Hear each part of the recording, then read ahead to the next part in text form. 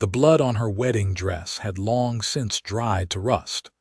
But Tessa Dalton knew the stains on her reputation would never fade in a town like Owyhee, Nevada. She stood in the doorway of the general store on a scorching July morning in 1883, watching the women across the dusty street pull their skirts aside as if her very presence might contaminate them. Mrs. Henderson whispered something to Mrs. Baker, their eyes darting toward Tessa with that familiar mixture of pity and contempt. Tessa lifted her chin higher, refusing to give them the satisfaction of seeing her flinch. She had survived far worse than their gossip. 3 months had passed since that terrible night. 3 months since she had fled the Grayson Ranch with nothing but the clothes on her back and a bullet wound in her shoulder. 3 months since she had killed the man who was supposed to be her husband. The shopkeeper, Mr. Willis, cleared his throat uncomfortably as he wrapped her purchases in brown paper. His hands trembled slightly as he took her coins, careful not to let their fingers touch. Even he, who had known her since she was a girl of 10 when her father first brought her to this Nevada town, could barely meet her eyes now. "Thank you," Tessa said quietly, gathering her parcels. Mr. Willis nodded, already turning away to busy himself with imaginary tasks. Tessa walked out into the bright sunlight, the heat hitting her like a physical force. Nevada in summer was unforgiving, much like its people. She had made it halfway to her small rented room above the seamstress shop when she heard the horse. The sound of hooves was common enough in Owyhee, but something made her turn. Perhaps it was the steady, unhurried pace, or the way conversation seemed to pause as the rider passed. The cowboy sat tall in his saddle, his hat pulled low against the sun. His horse was a magnificent roan, well cared for and strong. But it was the man himself who caught her attention. There was something in the way he carried himself, a quiet confidence that had nothing to do with arrogance and everything to do with a man who knew exactly who he was. He was looking directly at her. Tessa felt heat rise to her cheeks that had nothing to do with the Nevada sun. She turned away quickly, hurrying toward the stairs that led to her room. Behind her, she heard the horse stop. "Excuse me, miss." His voice was deep, with a slight drawl that spoke of Texas origins. Tessa paused, her hand on the railing, every instinct telling her to keep walking. Unmarried women did not speak to strange men in the street, and ruined women especially could not afford to give the gossips more ammunition. But something made her turn. Up close, he was even more striking. He could not have been more than 26 or 27, with dark hair that curled slightly at his collar and eyes the color of aged whiskey. A few days of stubble shadowed his jaw, and dust from the trail marked his clothes, but there was a gentleness in his expression that made her breath catch. "Yes," she managed. He touched the brim of his hat, a gesture of respect that she had not received from anyone in Owyhee for months. "I am looking for the Broken Creek Ranch. The man at the saloon said it was north of town, but I wanted to make sure before I headed out." "It is about 5 miles north," Tessa said, pointing. "You will see a split oak tree at the turnoff. The ranch is another mile past that." "Much obliged," he said. Then, after a pause, "Are you all right, miss? You look like you are carrying the weight of the world." The unexpected kindness nearly undid her. Tessa blinked rapidly, forcing back the tears that threatened. "I am fine, thank you." He studied her for a moment longer, and she had the strangest feeling that he could see right through her careful walls. But he simply nodded, touched his hat again, and clicked to his horse. Tessa watched him ride away, something unfamiliar stirring in her chest. She did not learn his name until 2 days later when she overheard the conversation at the post office. She had gone to mail a letter to her aunt in San Francisco, one of the few people who still corresponded with her, when she heard Mrs. Henderson's voice carrying through the thin walls. That new hand at Broken Creek, Preston something. Preston Rutherford, I think Martha said, came up from Texas looking for work. John hired him on the spot, said he had a way with horses that was near magical. Is he married? Mrs. Baker asked with transparent interest. Not that anyone knows. Martha is already planning to invite him to Sunday dinner, hoping he will take notice of their Caroline. Tessa felt an unexpected twist of jealousy at those words, which was ridiculous. She had spoken to the man for all of 2 minutes. She had no claim on him, no right to feel anything at all. She finished her business quickly and left, but Preston Rutherford's face lingered in her mind. Over the next week, she saw him 3 more times in town. Each time, he tipped his hat to her with that same quiet respect. And each time, she felt the townspeople's eyes on them both, their whispers following her like shadows. The 4th time, he did more than tip his hat. It was late afternoon, and Tessa was carrying water from the well behind the boarding house where she lived. The bucket was heavy, and her arms ached. She had been doing all her own washing since the laundress had refused her business, claiming she was too busy with other customers. Everyone knew the truth. Let me help you with that. Tessa nearly dropped the bucket. Preston had appeared from nowhere, his horse tied at the post outside the boarding house. Before she could protest, he had taken the bucket from her hands. Which way? He asked simply. I can manage, Tessa said, reaching for the bucket. I am sure you can, Preston replied, holding it easily out of her reach. But you do not have to. Which way? Something in his tone told her that arguing would be pointless. Around back, up the stairs. He followed her without another word, carrying the heavy bucket as if it weighed nothing. At the top of the stairs, Tessa unlocked her door, acutely aware of how small and spare her room was. A narrow bed, a washstand, a single chair by the window.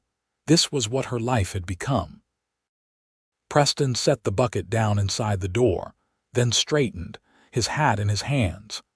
In the confined space he seemed even larger, but Tessa felt no fear. Whatever instinct should have warned her of danger remained silent. Thank you, she said. You are welcome. He hesitated, then said, I hope you do not mind my asking, but why does this town treat you like you have got the plague? Tessa stiffened. That is none of your concern. Maybe not, he agreed, but I have been here less than 2 weeks, and I have seen how they look at you. How they talk about you. Seems to me you could use a friend. I do not need your pity. Good, because I am not offering any. His voice was mild, but there was steel underneath. I am offering friendship. There is a difference. Tessa studied him, trying to understand what game he was playing. Men did not offer friendship to ruined women without expecting something in return. But his eyes were steady, honest, and she found herself wanting desperately to believe him. The town thinks I am a murderer, she said finally, the words bitter on her tongue. They think I killed my fiancé in cold blood 3 months ago. Preston's expression did not change. What do you think? I think I did what I had to do to survive. Then that is all that matters. He settled his hat back on his head. I will see you around, Miss Dalton. He was gone before she could respond, his boots heavy on the wooden stairs. Tessa stood in her doorway, staring after him, her heart pounding. No one had asked her side of the story. No one had cared about anything except the scandal, the blood, the dead man who had been the son of one of the wealthiest ranchers in the territory. Preston Rutherford had just declared her worth knowing. It was the beginning of everything. 2 days later, Tessa was walking back from the general store when she saw Preston again. He was outside the livery, working with a young horse that was clearly spooked. The animal danced and pulled, whites showing around its eyes, but Preston's hands were gentle, his voice a low murmur that Tessa could not quite make out. She stopped to watch, fascinated by the way horse and man moved together. Preston never forced, never yanked on the lead. He simply waited, patient and calm, until the horse began to settle. When the animal finally lowered its head, blowing softly, Preston reached up to stroke its neck. "That was remarkable," Tessa said without thinking. Preston turned, and his face lit with a smile that made her stomach flip. "Thank you. This one was beaten by his last owner. Takes time to convince him that not all humans are cruel. How long does it take? Depends on the horse. Some trust quick, others need months, even years." He ran his hand down the horse's shoulder. "But they all come around eventually if you are patient enough." Tessa wondered if he was still talking about horses. "Would you like to take a walk?" Preston asked suddenly. "I know a spot by the creek where it is cooler. We could talk." Every sensible part of Tessa screamed that this was a terrible idea. Being seen alone with a man would only fuel the gossip, give them more reason to call her shameless, fallen, ruined. But she was so tired of being careful, of measuring every action against what people might think. "Yes," she said, "I would like that." They walked side by side through the dusty streets of Owyhee, and Tessa felt the weight of 100 stares. Let them look, she thought with sudden defiance. Let them talk. They had already decided who she was. Nothing she did now could make it worse. The creek was about a half-mile outside town, lined with cottonwood trees that provided blessed shade. The water ran clear and cool over smooth stones, and the sound of it was like music. Tessa had not been here since before the engagement, before everything fell apart. They sat on the bank, and for a long moment neither spoke. Then Preston said, "Tell me about yourself, not what the town says, what is true." Tessa drew her knees up, wrapping her arms around them. "What do you want to know? Everything. Start wherever you want." So she did. She told him about growing up in Sacramento, about her mother dying when she was 8 and her father bringing her to Nevada, when he got a job as a surveyor. She told him about the small house they had shared, about learning to cook and keep accounts, about the books her father brought her from San Francisco. She told him about her father's death 2 years ago, about being 17 and alone, about accepting the proposal from Daniel Grayson because she had no other options. "I did not love him," she said quietly, "but he was kind at first, or so I thought. His father owned the largest ranch in the territory. I would be taken care of. It seemed like the practical choice." "What changed?" Preston asked. Tessa took a shaky breath. This was the part she had told no one, not even the sheriff who had questioned her with suspicion in his eyes. Daniel drank. Not in public where people could see, but at home, and when he drank he became someone else, someone violent. Preston's jaw tightened, but he said nothing, letting her speak. The wedding was supposed to be in April. "But the week before, I went to the ranch for dinner and Daniel had been drinking all afternoon. We argued. I told him I wanted to postpone the wedding, that I needed more time. He did not take it well." The memories flooded back, sharp and terrible, Daniel's hand around her throat, the table overturning, her desperate scramble for the door, and then the gun, Daniel's own pistol that he always kept on the mantel, heavy in her shaking hands. "I told him to let me go," Tessa whispered. "I begged him. But he just kept coming, saying that I belonged to him, that he would teach me to respect my husband. So I shot him." The shot had been deafening in the small parlor. Daniel had looked surprised, like he could not quite believe she had actually done it. He had fallen and Tessa had run, blood from her wounded shoulder soaking through her dress. She had made it to the sheriff's office, hysterical and barely coherent. But the Graysons were powerful, and Daniel was their only son. They had insisted it was murder, that Tessa had shot him in cold blood over some lover's quarrel. The sheriff had investigated, reluctantly concluding it was self-defense, but the damage was done. The town had made up its mind. "You did what you had to do," Preston said firmly. "Any person would have done the same." The town does not see it that way. They think I am a killer. Worse, they think I am a woman who murdered her way out of a marriage. That makes me dangerous, unmarriageable, ruined. The town is full of fools then. Preston's voice was fierce. You survived. You protected yourself. That does not make you ruined. That makes you strong.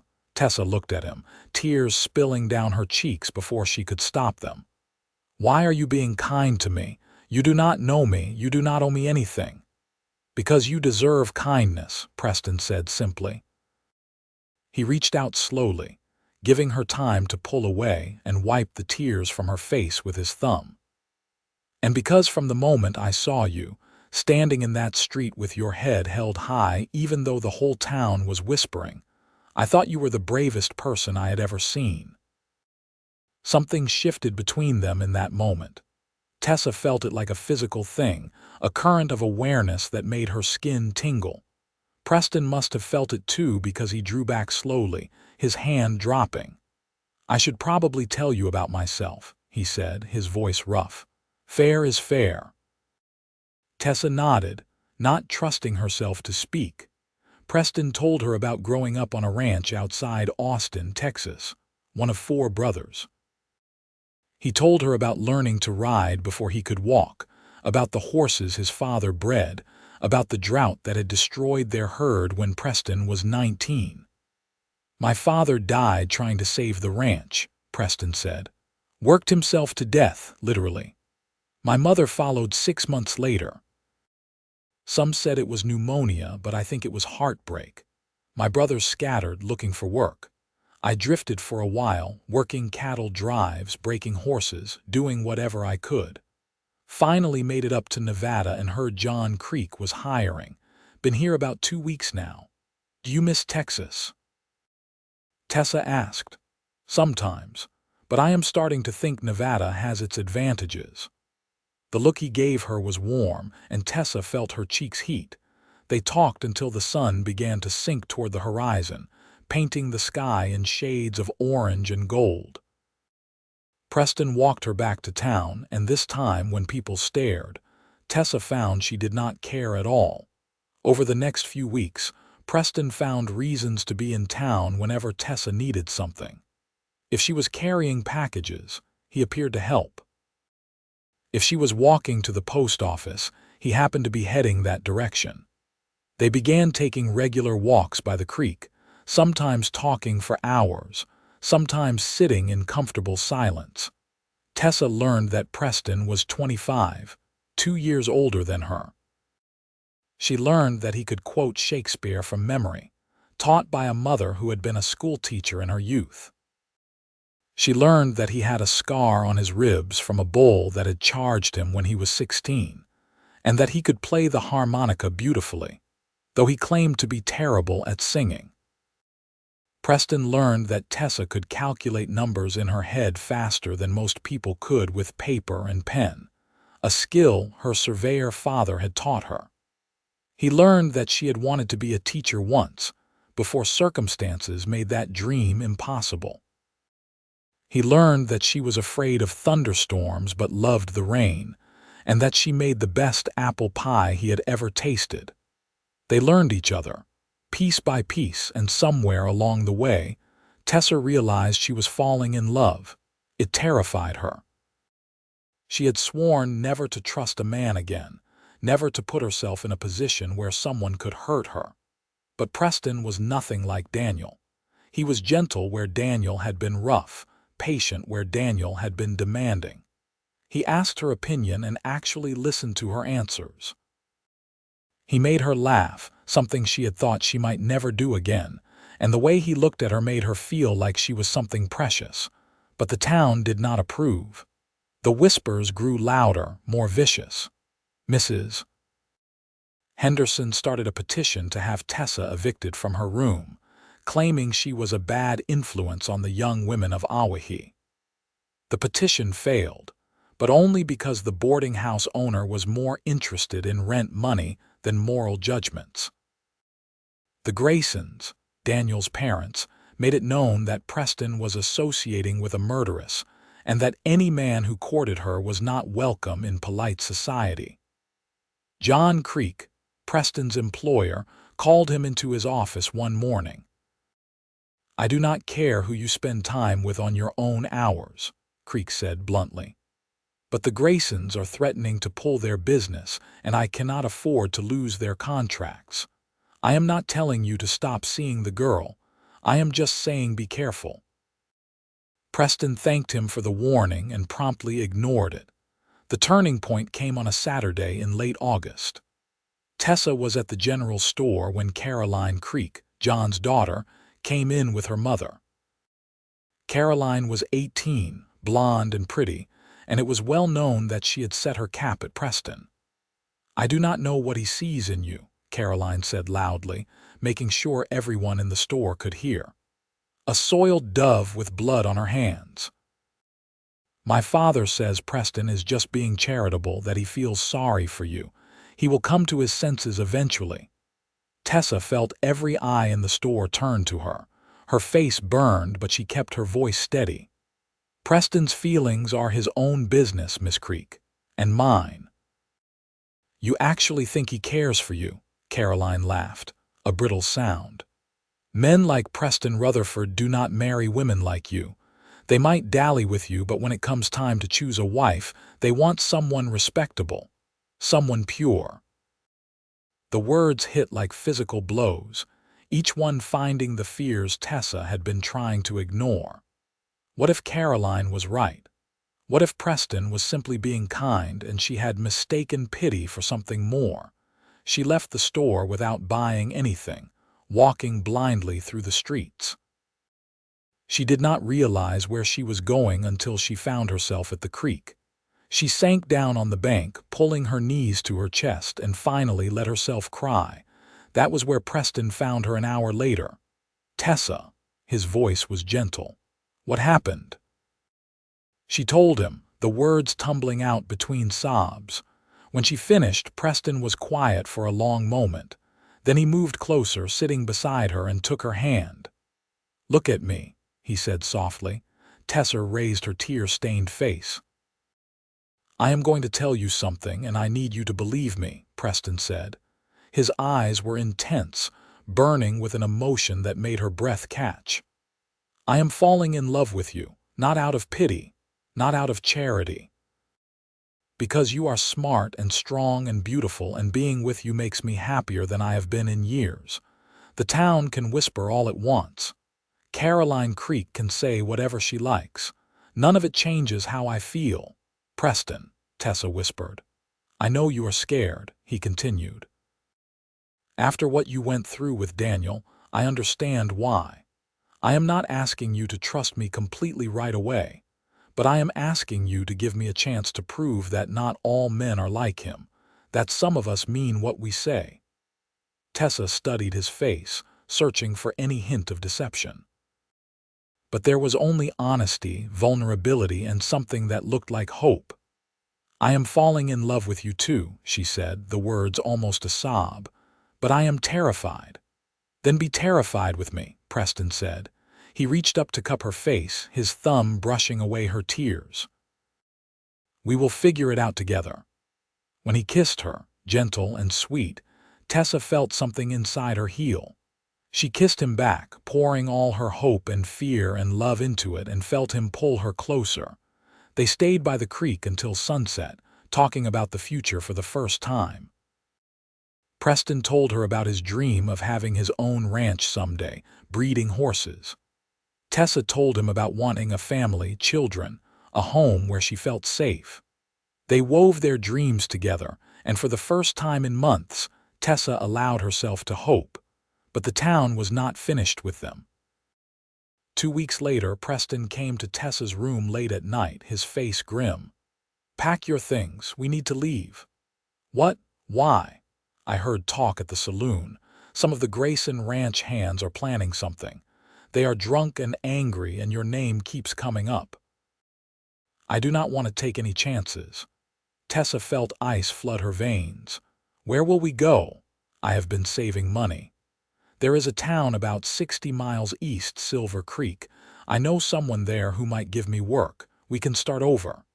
"Preston, you cannot just leave your job, you need the money." I need you safe more." He began pulling her few belongings from the wardrobe, stuffing them into a canvas bag. "We can argue about this later. Right now, we need to move." They left Owyhee under cover of darkness, riding double on Preston's roan. Tessa clung to his waist, her heart pounding as the lights of the town faded behind them. She should have felt afraid, but instead she felt free. They rode through the night, stopping only to rest the horse. By dawn, they were miles away, the Nevada landscape spreading endlessly around them in shades of brown and gold. Preston found a sheltered spot among some rocks and helped Tessa down. "We will rest here for a few hours," he said. "Then keep moving. I want to put as much distance as possible between us and Owyhee." Tessa nodded, too exhausted to argue. They ate a cold breakfast of jerky and hardtack, then Preston spread his bedroll in the shade. "You sleep, I will keep watch." "You need rest too," Tessa protested. "I will sleep later. Right now, I need to make sure you are safe." There was no point arguing with that tone. Tessa lay down, and despite everything, she fell asleep within minutes. She woke to find Preston sitting nearby, his hat pulled low against the sun. He was whittling something, the knife moving with practiced ease. When he noticed her stirring, he smiled. "Feel better?" "Yes." Tessa sat up, stretching. "What are you making?" He held up a small wooden horse, beautifully detailed despite being only half finished. "For you. Something to remember our midnight escape." Tessa took it, running her fingers over the smooth wood. "It is beautiful. You have done this before." "My father taught me. Said a man should always have something to do with his hands when he is thinking." Preston went back to whittling. "I have been thinking a lot lately." "About what?" "About us. About the future." He set down the knife and the half-finished horse, turning to face her fully. "Tessa, I know we have not known each other long. By conventional standards, I should wait, court you properly, do everything the way society says. But we left conventional behind when we rode out of Owyhee last night." Tessa's heart began to pound. "Preston, what are you saying?" "I am saying that I love you. I am saying that I want to build a life with you, wherever that life takes us. I am saying that I want to wake up next to you every morning and fall asleep beside you every night for the rest of my days." He reached into his pocket and pulled out a simple gold band. "This was my mother's. It is not much, but it is the most valuable thing I own. Tessa Dalton, will you marry me?" Tessa stared at the ring, tears blurring her vision. 1,000 thoughts raced through her mind. They had only known each other for 6 weeks. They were running from her past. They had no home, no certain future. By every logical measure, this was madness. But logic had nothing to do with the way her heart was singing. "Yes," she said, the word catching on a sob. "Yes, I will marry you." Preston's face lit with pure joy. He slipped the ring onto her finger and it fit perfectly, like it had been made for her. Then he pulled her into his arms, kissing her with a passion that made her dizzy. They rode into Silver Creek 3 days later, dusty and tired but happy. The town was smaller than Owyhee, built around a genuine silver mine that gave the place its name. Preston's contact, a man named Samuel Worth who had worked cattle drives with him in Texas, greeted them warmly. "You are a sight for sore eyes, Rutherford," Samuel said, clapping Preston on the back. "And who is this?" "This is Tessa, my wife." The lie came easily, and Tessa did not contradict it. They could not marry without raising questions about where they had come from, and Tessa was not ready to share her story with strangers. Better to let them assume the marriage had already happened. Samuel helped them find a small cabin on the edge of town, 2 rooms and a loft with a well nearby and a decent stove. The rent was cheap, and Samuel offered Preston work at his ranch immediately. "I need someone good with horses," Samuel said. "From what I remember, you were the best I ever saw." "I will earn my keep," Preston promised. They settled into a routine quickly. Preston worked long days at the ranch, coming home tired but satisfied. Tessa found work as a bookkeeper for the general store owner, whose aging eyes made it hard for him to keep accounts. The pay was modest, but combined with Preston's wages, they could afford the cabin and food with a little left over. In the evenings, they would sit on their small porch and watch the sunset, talking about their days. Preston told her about the horses he was training, the cattle he was managing. Tessa told him about the interesting customers who came through the store, about the numbers that balanced perfectly, or the ones that revealed someone was cheating. And at night, they shared the narrow bed in their cabin, learning each other's bodies with a tenderness that brought Tessa to tears more than once. Preston was patient, gentle, always making sure she was comfortable. After Daniel's violence, Tessa had feared she might never enjoy a man's touch. Preston proved her wrong with every kiss, every caress, every whispered word of love. 3 months passed in Silver Creek, quiet and peaceful. Tessa began to relax, to believe that maybe they had truly escaped her past.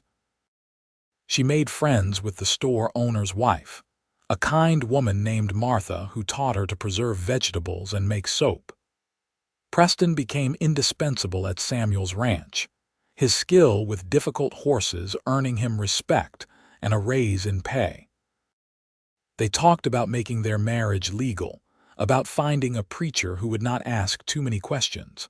But before they could act on those plans, the past caught up with them. Tessa was walking home from the store one afternoon when she saw the horses. 3 of them, tied outside the saloon bearing the Grayson brand. Her blood turned to ice. She ran the rest of the way to the cabin, her parcels forgotten. Preston was not home yet, still at the ranch. Tessa paced the small room trying to think. Maybe the men were just passing through. Maybe they did not know she was here. Maybe this was all a terrible coincidence. But when Preston came home an hour later, his face was grim. "They found us," he said without preamble. 3 of Grayson's hands are in town asking questions about a woman matching your description. Samuel came to warn me. "What do we do?" Tessa asked, fighting panic. "We do not run." Preston took her hands, his grip firm. "I am tired of running, Tessa. You did nothing wrong. It is time we stopped acting like you did." "But the Graysons can go to hell." Preston's voice was flat. "I am not letting you live in fear anymore. We are going to face this together." The confrontation came the next morning. Tessa and Preston were having breakfast when someone pounded on the cabin door. Preston answered it to find 3 rough-looking men, all wearing guns. "You Preston Rutherford?" the leader asked. He was a big man, scarred and mean-eyed. "I am." "What do you want?" "We want the woman, Tessa Dalton. We know she is here." "And what business is she of yours?" Preston asked, his hand resting casually near his own gun. "She murdered our boss's son." "We are here to bring her back to face justice." "She already faced justice," Preston said coldly. "The sheriff in Owyhee ruled it self-defense. She owes the Graysons nothing.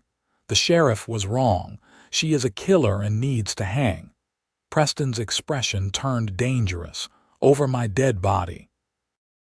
The lead man's hand moved toward his gun, but before he could draw, Samuel Worth appeared behind them with a shotgun. "There a problem here, Preston?" Samuel asked mildly.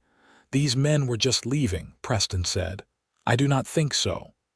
The lead man turned to face Samuel. "This is none of your concern. You are on my friend's property threatening his wife. That makes it my concern." Samuel leveled the shotgun. "Now you can leave peaceful-like, or we can have a different kind of conversation. Your choice." For a long moment, nobody moved.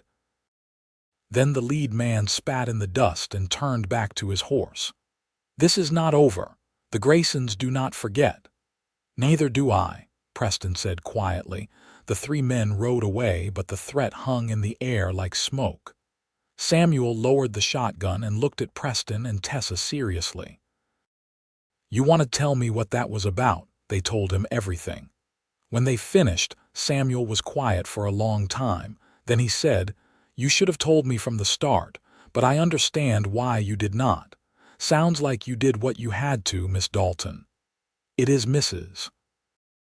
Rutherford, actually," Tessa said, "or it will be legally as soon as we can find a preacher." Samuel smiled. "I think I can help with that. My brother is a circuit preacher.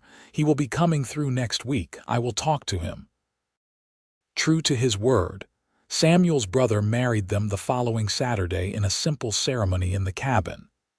There were no fancy clothes, no flowers, no guests beyond Samuel and his wife. But when Preston slipped his mother's ring onto Tessa's finger for the second time, making their union legal and binding, Tessa felt like the richest woman in the world. "I love you," Preston whispered as he kissed her, and Tessa kissed him back with her whole heart. They thought that might be the end of it, that the Grayson hands would report back and that would be that. But a month later, trouble came from an unexpected direction. Tessa was working in the store when a woman walked in. She was well-dressed, perhaps 50 years old, with sharp eyes and an aristocratic bearing. Something about her was familiar, but Tessa could not place it until the woman spoke. "Tessa Dalton." "It is Tessa Rutherford now," Tessa said carefully. "Can I help you? I am Elena Grayson." Daniel's mother. The world seemed to tilt. Tessa gripped the counter to steady herself. "Mrs. Grayson, I did not expect to see you here. I imagine not." Elena studied her with an intensity that made Tessa want to squirm. "I have traveled a long way to speak with you. Will you grant me a few minutes?" Every instinct screamed at Tessa to refuse, to run, to protect herself. But something in Elena's face made her hesitate. There was no anger there, no accusation, just a terrible weariness. "All right," Tessa said. "Let me tell Mr. Henderson I am taking a break." They walked to a small park near the center of town, sitting on a bench under a struggling cottonwood. For a long moment neither spoke. Then Elena said, "I owe you an apology." Tessa stared at her. "What?" "I said terrible things about you after my son died.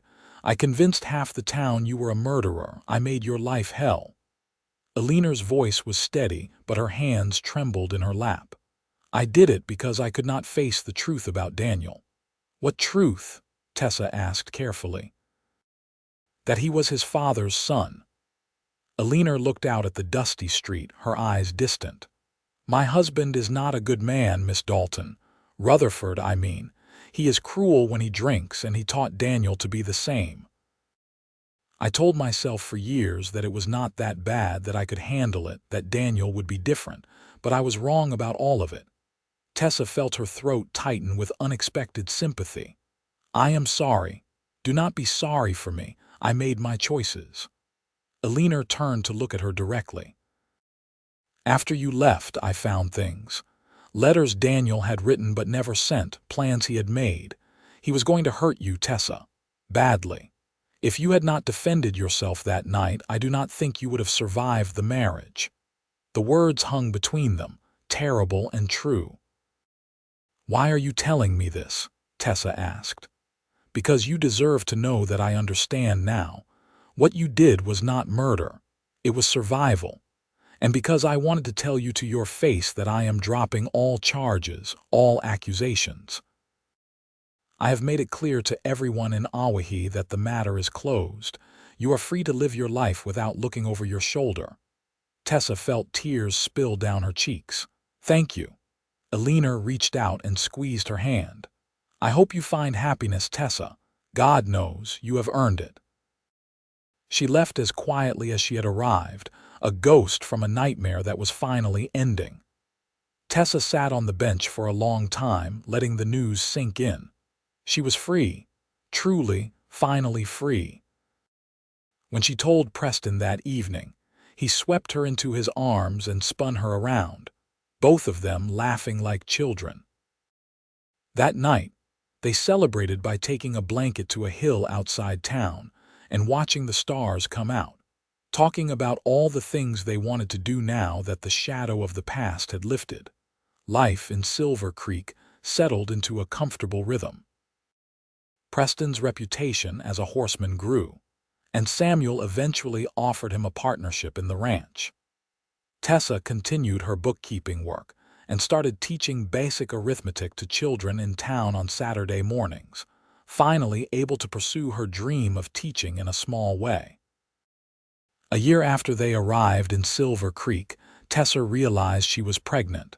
She had suspected for a few weeks, but when the doctor confirmed it, the joy was almost overwhelming. She told Preston that night over dinner, watching his face transform with wonder.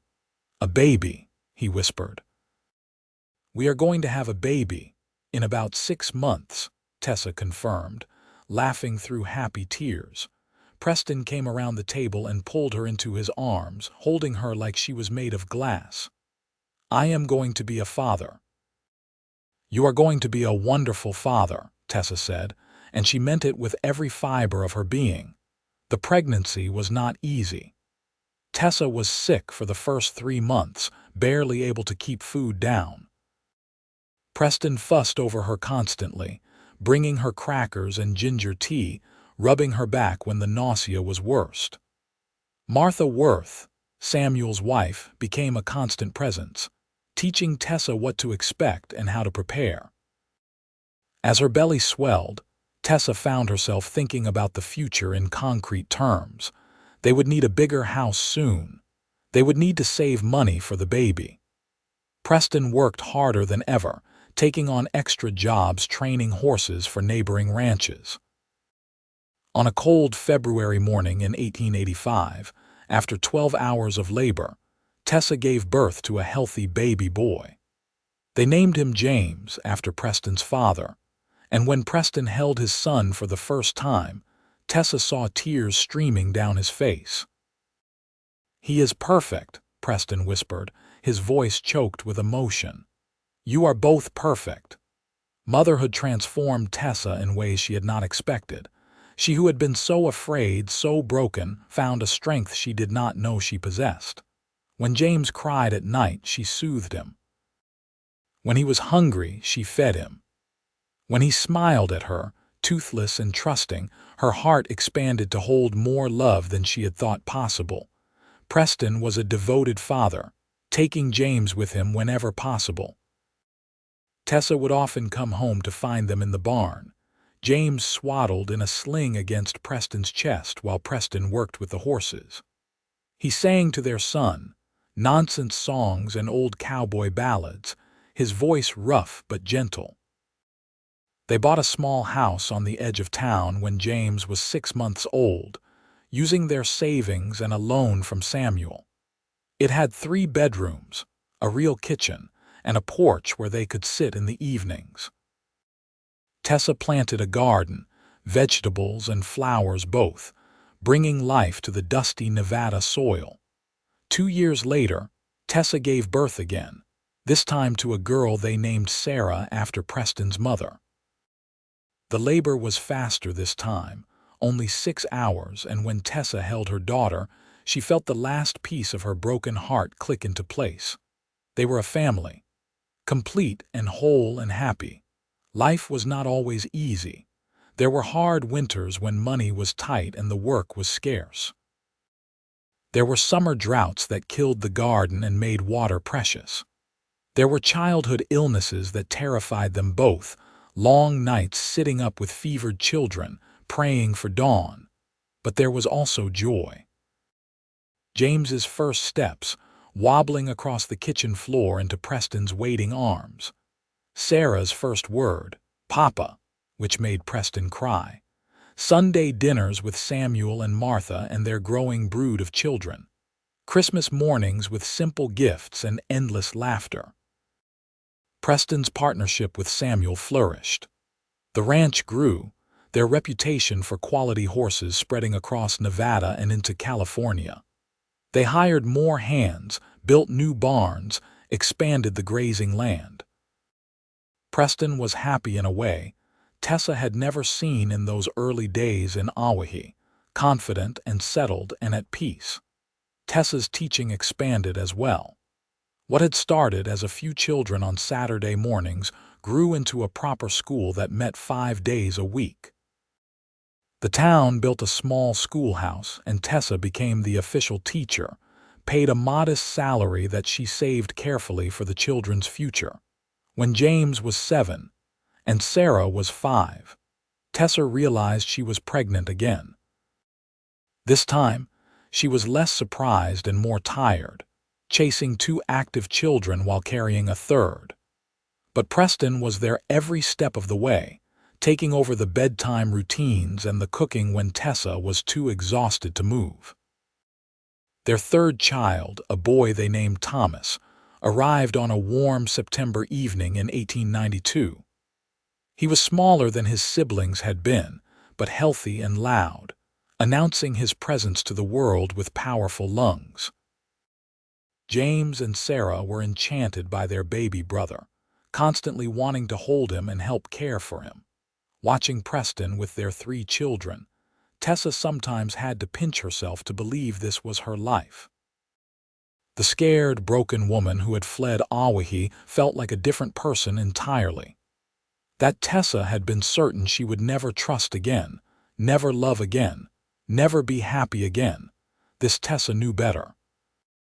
One evening, when Thomas was about 6 months old, Tessa and Preston sat on their porch after putting the children to bed.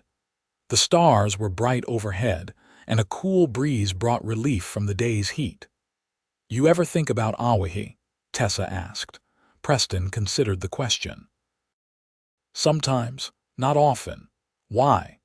"I was just thinking about how different my life might have been if you had not come to town when you did, if you had not been kind to me."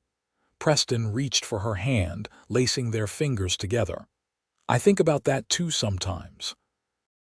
How lucky I was that my horse needed a shoe that day, that I asked you for directions, that I got to see how brave you were."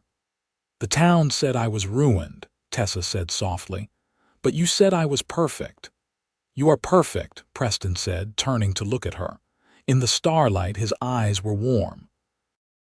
"Not because you have not been through hard things, but because you survived them, because you are strong and smart and kind despite everything you have been through. That is what perfection looks like to me." Tessa leaned her head on his shoulder. "I love you. I love you too, always." They sat in comfortable silence, listening to the night sounds of Silver Creek. Inside the house, one of the children stirred, then settled. Their life was not grand or glamorous, but it was theirs, built together from nothing but hope and love and hard work. Years passed, each one bringing its own joys and challenges. James grew tall and serious, with his father's way with animals and his mother's head for numbers. Sarah was bright and curious, always asking questions, always exploring. Thomas was the wild one, climbing everything, fearless and laughing. Preston and Samuel expanded the ranch further, buying more land and breeding horses that were sought after across the West. Tessa's school grew too, educating children from all over the county. They were respected members of the community, known for their hard work and their kindness. Sometimes, travelers would come through Silver Creek from Owyhee, and Tessa would hear news of her old town. She learned that the Graysons had sold their ranch and moved to California after Alina left her husband. She learned that Mrs. Henderson had passed away, and that the boarding house where she had lived had burned down. It all felt very distant, like stories about people she had never really known. When Tessa was 30 years old, a letter arrived addressed to her. The return address was San Francisco, from her aunt who had been one of the few people to support her during the darkest days. Tessa opened it with trembling hands. Her aunt had died peacefully in her sleep, the letter explained, written by a neighbor. But before she passed, she had made arrangements. Her small house and her savings, everything she owned, was left to Tessa. "It is not much," the neighbor had written, "but she wanted you to have something to build on. She was always proud of how you rebuilt your life. Tessa showed the letter to Preston that night. We could sell the house, she said. Use the money to expand the ranch more or save for the children's education. Preston shook his head. Or we could keep it. Have a place to visit in San Francisco. Let the children see the ocean. They took their first trip to San Francisco the following summer, all 5 of them piling into a stagecoach for the long journey. The children were enchanted by the city, by the ocean, by the sheer number of people. They stayed in the small house Tessa's aunt had left, and Tessa felt closer to her family than she had in years. They made it a tradition after that, visiting San Francisco every few years. The children grew to love those trips, the adventure of travel, the excitement of the city. But they always came home to Silver Creek, to the ranch and the school and the life they had built. When James turned 18, he took over much of the day-to-day work at the ranch, showing the same skill and patience with horses that his father possessed. Sarah went to San Francisco to attend normal school, determined to become a teacher like her mother. Thomas, at 15, was still deciding what he wanted to do, trying his hand at everything from ranching to bookkeeping to carpentry. Preston and Tessa watched their children grow with pride and no small amount of wonder. They had created this family from nothing, from the ashes of Tessa's first tragedy and the uncertainty of their early days together. They had built something strong and lasting. On their 20th wedding anniversary, Preston surprised Tessa with a trip, just the 2 of them, back to the creek outside Owyhee where he had first told her he was falling in love with her. The town had changed in the 2 decades since they left. New buildings had sprung up, old ones had disappeared. But the creek was the same, the water still running clear and cool. They sat on the bank, Preston's arm around Tessa's shoulders, and talked about everything and nothing, about their children and their grandchildren to come, about the ranch and the school, about growing old together. "You have any regrets?" Preston asked. Tessa thought about it seriously. She thought about the girl she had been, scared and alone. She thought about Daniel and that terrible night. She thought about the whispers and the shame and the fear. "No," she said finally, "not a single one. Every hard thing led me here to you, to our life. I would not change any of it." Preston kissed her temple. "Me neither." They stayed at the creek until sunset, watching the sky turn orange and gold, then walked back to town holding hands. They were older now, with gray in their hair and lines around their eyes, but the love between them burned as bright as ever. The years continued to pass, gentle and good. Sarah came home from normal school with a teaching certificate and a young man she introduced as her fiancé, a lawyer from San Francisco with kind eyes and a good heart. They married in Silver Creek, a joyous celebration that brought together everyone Tessa and Preston had come to love. James married too, a rancher's daughter from a neighboring county, and brought her home to the ranch. Within a year, Tessa and Preston were grandparents to a beautiful baby girl. Holding her granddaughter for the first time, Tessa wept with happiness. Thomas eventually decided to become a veterinarian, studying in Carson City and returning to Silver Creek to practice. He had inherited his father's gift with animals and his mother's sharp mind, a combination that made him invaluable to the ranching community. Preston and Tessa gradually stepped back from the day-to-day work of the ranch and the school, letting their children take over. They spent their days in simpler pursuits now. Preston still worked with horses, but only the ones he chose, the challenging cases that needed his special touch. Tessa still taught, but only a few students' children who needed extra help. Mostly they spent time together. They took long walks in the evenings, revisiting the places that had been important in their courtship. They sat on their porch and watched their grandchildren play. They talked about their lives, remembering the good times and the hard times with equal fondness. On a warm spring day in 1910, Preston and Tessa celebrated their 31st anniversary. Their children had arranged a party, inviting half the town. There was food and music and dancing, and Tessa felt young again, swirling in Preston's arms the way they had when they first fell in love. "Still perfect," Preston whispered in her ear as they danced, and Tessa laughed, the sound bright and free. That night, after everyone had gone home and the house was quiet, they lay in bed together, Preston's arm around Tessa, her head on his chest. She could hear his heartbeat, steady and strong, the sound that had comforted her through 3 decades of life together. "Thank you," Tessa said softly. "For what?" "For seeing me when no one else would, for loving me when I thought I was unlovable, for giving me this life." Preston tightened his arm around her. "Thank you for trusting me, for choosing me, for being brave enough to love again." They fell asleep like that, wrapped in each other's arms, and Tessa dreamed of the wild west town where they had met, of the cowboy who had declared her perfect, of all the beautiful years that had followed. The years rolled on, each one a gift. More grandchildren arrived, filling their house with noise and laughter. The ranch continued to prosper under James's management, becoming one of the most respected horse breeding operations in Nevada. Sarah's school in San Francisco flourished, educating hundreds of children. Thomas's veterinary practice was always busy, his skill known throughout the territory.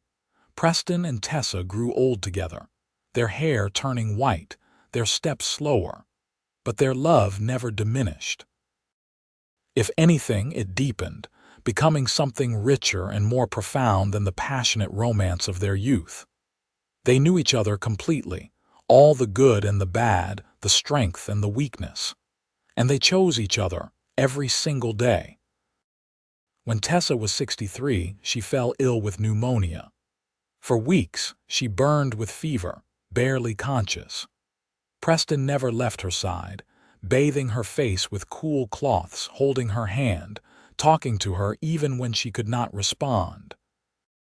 Their children came and went, worried and helpless, but Preston stayed. "You do not get to leave me," he told her during one of her brief moments of lucidity. "We made a deal, together until the end, remember, and this is not the end." Tessa squeezed his hand weakly. "Together," she managed. She recovered slowly, the spring turning to summer as she regained her strength. Preston was her constant companion, making sure she rested, making sure she ate, making sure she did not push herself too hard. By fall, she was well again, thinner and frailer than before, but alive.